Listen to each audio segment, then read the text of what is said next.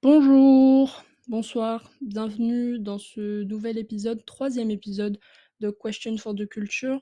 Aujourd'hui, on va parler de mode masculine, de performance de genre et de l'évolution de la perception qu'on a de la mode masculine. Alors avant toute chose, encore une fois, je ne suis pas historienne, alors, j'ai sûrement beaucoup de trous dans mes, recherches, mais n'hésitez pas à rajouter des informations parce que, bah, moi, ça me fait toujours plaisir d'apprendre de nouvelles choses et aussi, il faut pas oublier que beaucoup des recherches, se concentrent sur l'industrie de la mode occidentale et du coup très eurocentrée.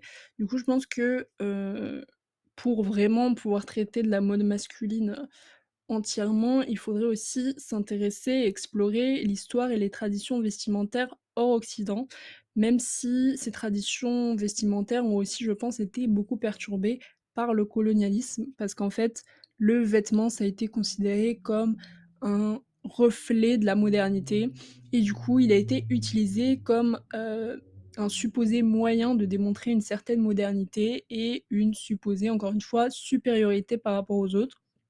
Et donc, des colonialistes ont voulu imposer leur mode vestimentaire en prétendant aider les autres pays à se moderniser. Donc je pense que c'est un aspect, en fait, ce reflet, ce supposé reflet de la modernité est un aspect, en fait, qui peut pas être détaché de l'histoire du vêtement et donc pareil, le vêtement, et son utilisation dans le cadre, du colonialisme peut pas être, détaché de l'histoire du vêtement. Donc ce n'est pas le sujet là, même si j'aimerais bien refaire, enfin faire plus de recherches là-dessus, donc si jamais vous avez des textes, des livres, des auteurs, n'hésitez pas à, m'en recommander. Mais du coup, pour commencer, ce petit podcast, un truc que je trouvais intéressant et que je voulais aborder, c'est la transition entre le moment où les hommes utilisaient les vêtements pour montrer leur pouvoir, c'est-à-dire que bien s'habiller et prendre soin de soi et de la façon dont on s'habille, c'était valorisé pour les hommes. Alors, je pense par exemple à, une peinture qu'on a été beaucoup, je pense, à étudier, qui est, la, peinture de Louis XIV en costume de sacre. Pour moi, ça, c'est, un exemple un peu, flagrant de cette, ce rapport, en fait, fort entre, les hommes et la mode, à l'époque, en France, en tout cas et donc où on utilisait, le vêtement comme, incarnation, d'un certain pouvoir, et les accessoires aussi. Et donc comment on est passé de ça à un moment où les hommes se sont beaucoup plus détachés de la mode, en fait, parce que c'était quelque chose, connoté féminin et du coup, ils voulaient plus s'y associer quoi, ou pas s'y associer. Et donc par rapport à ça, en cours, j'ai vu qu'il y avait un psychanalyste qui s'appelle Flügel, qui a théorisé en 1930 ce qu'on appelle the Great Male Renunciation, donc la grande renonciation masculine.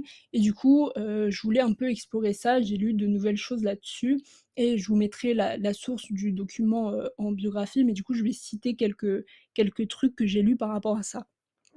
Donc pour Flügel, il y aurait eu ce shift dans la perception, de la mode pour les hommes, parce que les idéaux de la Révolution française tendaient à dire que les hommes ne devraient pas afficher leur pouvoir à travers leurs vêtements, parce que l'autorité qu'ils avaient était déjà en eux, peu importe leur accoutrement.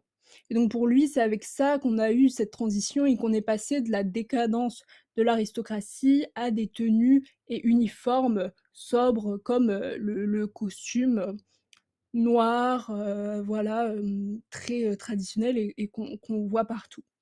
Et donc la masculinité dominante aurait commencé à se positionner comme ça en opposition avec la mode et la créativité qui va avec.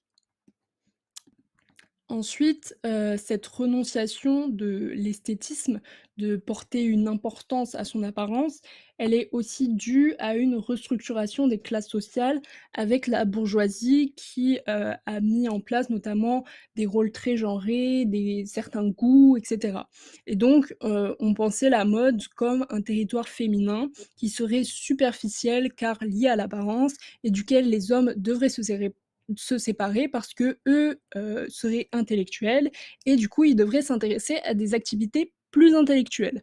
Donc ça, je pense que c'est une grosse partie pourquoi cette renonciation masculine? C'était quelque chose, en fait, pour se séparer, de quelque chose de féminin et de paraître plus intelligent parce que pour eux, ce n'était pas une activité intellectuelle. Alors ça, c'est à débattre, mais voilà. Et donc, à ce moment-là, il y a ce système de la mode qui se construit du coup, hem, en étant très associé au féminin et du coup, il y a quelque chose, bah, encore une fois, de très binaire qui se construit puisque, bah, on a des rôles genrés, binaires, la mode, c'est pour les femmes et les activités intellectuelles, enfin supposées intellectuelles, c'est pour, les hommes. On est moderne à travers nos vêtements ou on l'est pas.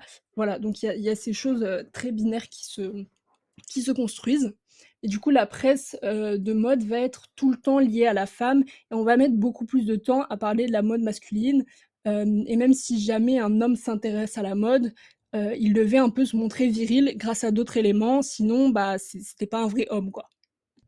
Et donc je pense que c'est aussi pour ça que, encore récemment, dans les années 1990, dans les campagnes, de marques de mode, on va voir des garçons, mais ils seront tout le temps très musclés avec, des tenues, pas très originales. Ça va être des blancs, des riches, hétérosexuels et ça va promouvoir, ce qu'on appelle en gros la métrosexualité, quoi. Et du coup, j'ai mis, un exemple qui me paraît assez significatif, qui est la campagne, de Calvin Klein dans les années 1990 avec, l'acteur, Mark, Wahlberg. J'espère que je dis bien son nom. Mais du coup, voilà, pour moi, c'est un exemple, qui montre bien un peu l'esthétique, de la mode masculine de l'époque. Alors, bien sûr, il y a pas que ça. Dans les années 90, il y a des créateurs qui arrivent quand même à sortir un peu du lot et challenger les représentations et la mode masculine, mais j'en parlerai après parce que je pense que cette possibilité de challenger les représentations doit beaucoup à l'exploration du style qui a pu se faire chez les jeunes au moment où on a eu, l'apparition des sous-cultures, la culture jeune, le prêt-à-porter, donc en gros les années 1960 qui ont été une période, bah, cruciale et très importante pour la mode puisque c'est donc, l'apparition du prêt-à-porter. Donc c'est à partir de là, notamment que les jeunes, bah, déjà deviennent une classe à part entière. C'est-à-dire qu'avant, on n'était pas, les adolescents, on ne considérait pas les adolescents comme, une période de la vie dans le sens où on était soit enfant, soit adulte. L'adolescence, ça n'existait pas, quoi. Mais du coup, là, à partir de là, les jeunes vont pouvoir s'approprier des habits puisqu'ils auront plus de temps, plus d'argent, et ils vont commencer aussi à s'identifier par d'autres choses que la classe et l'endroit où ils habitaient. Et donc, par exemple, ça va se faire à travers notre, style musical qui va être reflété à travers nos habits. Et donc, bien sûr, je pense, à la culture rock, la culture punk, qui vont aussi, avoir, s'approprier des habits et avoir un style, très, marqué, en fait et qui va permettre aux jeunes de s'identifier et de se reconnaître. Et donc je trouve que les, créateurs qui ont réussi à challenger un peu les représentations, de genre, masculins surtout, ont beaucoup puisé, dans ce moment d'histoire et dans les cultures jeunes qui exploraient en fait le style et les silhouettes. Et je pense notamment à Raf Simons et Eddie Slimane dont je vais parler maintenant et qui est aussi un petit peu la raison pour laquelle je fais cet épisode, je vais pas mentir. Donc pendant les années 90, dans la mode masculine, c'est le prime du sportswear, de l'oversize, du muscle, comme j'ai dit et en général, on dit dans la presse qu'il y a rien de très intéressant, que c'est toujours pareil, à part des exceptions, comme, bah, du coup, Raf Simons, comme j'ai dit, Helmut Lang et aussi Tom Ford. Et pour moi, donc ces créateurs ont également beaucoup marqué la mode masculine, mais Hedi Slimane a vraiment permis l'émergence d'une rupture et d'une transformation des représentations masculines dans la mode, à partir des années 2000. Il bouscule du coup la mode masculine chez Yves Saint Laurent, puis chez Dior en 2000. Il propose une silhouette, élancée et androgyne. On peut voir sur la photo de couverture, bah, à droite du coup. Et donc c'est une silhouette qui est bien loin des représentations dominantes de l'homme sportif et musclé de l'époque. Je pense qu'on voit bien le contraste entre les 2 photos. Donc Hedi Slimane s'inspire de la culture rock et jeune à travers des pièces assez élégantes qui vont des pantalons en cuir, au smoking cintré. Et je vais maintenant citer, un document que j'ai trouvé dans mes recherches et qui, je pense, résume bien l'impact de Hedi Slimane sur la mode masculine, contemporaine. Donc en rejetant une représentation exagérée de la masculinité au profit d'un modèle plus ambigu, les collections de Slimane ont schématisé la nature instable de l'identité masculine au cours de la première décennie du XXIe siècle. Son intervention a agi matériellement pour ouvrir les discours sur la représentation de la masculinité. Alors moi, je pense que son impact, en fait, est assez, bah, du coup, est indispensable à citer, par rapport, en fait, aux silhouettes, aux représentations des silhouettes, et de la masculinité dans la mode. Je pense qu'il est là, son plus gros impact. Et donc aujourd'hui, on dit que la masculinité dans la mode a un statut hybride et flexible, mais qui est surtout réalisable par des hommes privilégiés, c'est-à-dire blancs, hétérosexuels et plutôt aisés. C'est-à-dire qu'eux, ils pourraient en fait articuler des éléments de masculinité dominante avec des éléments de performance de genre plus marginalisés. Et donc comme l'industrie de la mode est assez blanche et riche, il est beaucoup plus facile, je suppose, dans l'industrie de pouvoir introduire ce genre d'éléments et ce mélange en fait, d'éléments de masculinité, dominante avec, une performance de genre plus, alternative ou différente, on va dire. Mais du coup, je me demande, ce qu'il en est des hommes dans la vie réelle, hors de cette sphère. Et d'après les études que j'ai lues, en fait, surtout, on voit que la performance de genre à travers le vêtement, c'est vraiment un processus dynamique qui va pouvoir changer selon l'environnement dans lequel on est et bien sûr, comme j'ai dit, selon aussi notre contexte socio-historique, mais qui reproduit, en fait, souvent les structures sociales. Mais je pense que ce qui est important là, c'est que, c'est important de souligner le fait que c'est effectivement un processus dynamique et que ces performances de genre, en fait, sont pas fixes et qu'elles vont aussi changer, selon là où on est, selon la période et cetera.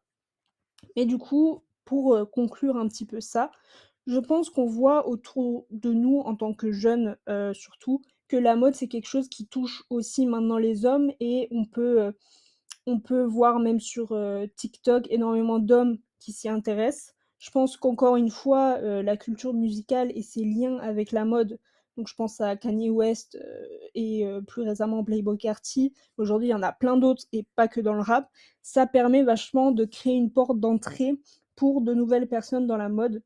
Alors bien sûr, il y a toujours eu des hommes intéressés par ça, mais quand je dis ça, je veux dire que c'est plus accepté d'être intéressé, par la mode, en fait. De même, la culture sneakers avec, des gens comme, Virgil Abloh, je pense que ça a permis, Virgil Abloh comme, bah, du coup directeur artistique, de Louis Vuitton, ça a permis du coup, encore une fois, d'ouvrir vachement les portes à de nouvelles personnes, dans la mode. Après, je pense qu'on peut quand même se demander si, ça remet, vraiment en question certaines représentations de genre, mais c'est déjà un intérêt pour la mode qui, va quand même à l'encontre de cette précédente, renonciation masculine, puisque là, on voit que ça devient plus accepté en tant qu'homme d'être, intéressé par la mode. Mais du coup, voilà, j'aimerais bien vos avis, vous, sur l'état de la mode masculine aujourd'hui, notamment le style, très formaté TikTok, le fait qu'on voit, tout le monde qui s'habille un peu pareil, qu'est-ce que vous en pensez, vous? Et aussi, quelle remise en question du genre vous voyez dans la mode masculine? Par exemple avec, des nouveaux créateurs, comme, Ludovic de Saint-Cernin. Est-ce que vous voyez ça atteindre des sphères hors industrie de la mode, privilégiée? Qu'est-ce que, qu'est-ce que ça veut dire pour vous? Qu'est-ce que vous que pensez-vous des collections? Enfin tout en fait. Donc n'hésitez pas à voilà, me dire, parler avec moi et si vous avez des idées de sujets ou des choses, dont vous avez envie de venir parler, bah, n'hésitez pas à me dire et on se fera ça. Voilà, bisous, à plus.